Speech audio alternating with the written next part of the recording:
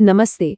अगर ऐसी खबरें सुनने को मिल रही हैं कि मोबाइल का बिल बढ़ने वाला है, तो ये अंदाज़ा बिल्कुल सही है। आइए जानते हैं कि इसका जेब पर कितना असर पड़ने वाला है। हाँ, बिल्कुल सही सुना। जो खबरें चल रही हैं ना, वो एकदम पक्की हैं। जल्द ही मोबाइल प्लान्स के लिए थोड़ा और खर्च करना पड़ सकता है। तो खबर ये है कि जियो, एयरटेल और वोडाफोन आइडिया यानी कि भारत की लगभग सारी बड़ी टेलीकॉम कंपनियां अपने मोबाइल प्लान्स को महंगा करने की तैयारी में पूरी तरह से जुट गई हैं। तो अब सबके मन में जो सबसे बड़ा सवाल है, वो ये है कि आखिर ये कब होगा और कितना महंगा होगा। चलिए इसका जवाब ढूंढते हैं। तो देखिए, जो एनालिस्ट्स हैं उनका कहना है कि 2025 के आखिर तक, मतलब लगभग नवंबर या दिसंबर के आसपास, नए और महंगे प्लान्स मार्केट में आ सकते हैं। और अब आते हैं उस सवाल पर कि जेब पर बोझ आखिर बढ़ेगा कितना। तो तैयार रहिए, क्योंकि अनुमान है कि मोबाइल खर्च में सीधे सीधे 10 से 15% तक का इजाफा हो सकता है। और हाँ, एक जरूरी बात, ये बढ़ोतरी प्रीपेड और पोस्टपेड दोनों तरह के कस्टमर्स के लिए होगी। लेकिन ठहरिए, यहाँ कहानी में एक छोटा सा ट्विस्ट है। इससे पहले कि बाकी कंपनियां कुछ एक्शन लेती, सरकारी कंपनी बीएसएनएल ने तो चुपके से अपना काम कर भी दिया है। इसे कहते हैं साइलेंट हाइक।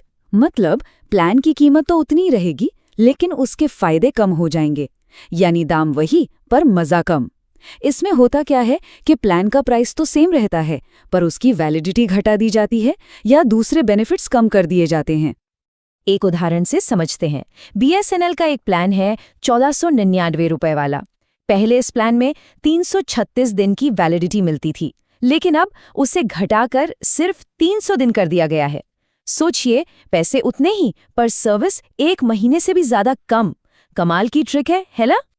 तो सवाल फिर वही आ जाता है कि आखिर ये सब हो क्यों रहा है?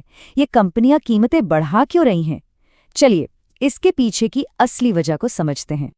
तो इस कीमत बढ़ोतरी के पीछे के मुख्य कारण क्या हैं? आखिर इसके पीछे की वजह क्या है? सबसे पहले एक टर्म को समझना जरूरी है, आरपीयू। इसका फुल फॉर्म है एवरेज रेवेन्यू पर यूजर।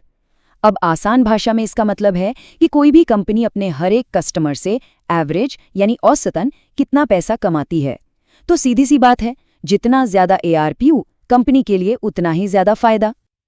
तो सबसे पहला कारण तो यही है, कंपनियां अपना एआरपीयू बढ़ाना चाहती हैं, यानी हर कस्टमर से पहले से ज्यादा कमाना चाहती हैं। और दूसरा बड़ा रीजन है 5G। 5G नेटवर्क को खड़ा करने में, उसे फैलाने में जो इतना भारी भरकम खर्च हुआ है, उसकी रिकवरी भी तो करनी है ना। अच्छा, अब आते हैं सबसे जरूरी बात पर। इन सब चीजों का आम कस्टमर पर, उसकी जेब पर क्या असर पड़ने वाला है? और ये बिल्कुल नहीं सोचना है कि ये सिर्फ कुछ लोगों को अफेक्ट करेगा। चाहे कोई प्रीपेड यूजर हो या पोस्टपेड यूजर, कीमतों में बढ़ोतरी का असर सब पर पड़ेगा।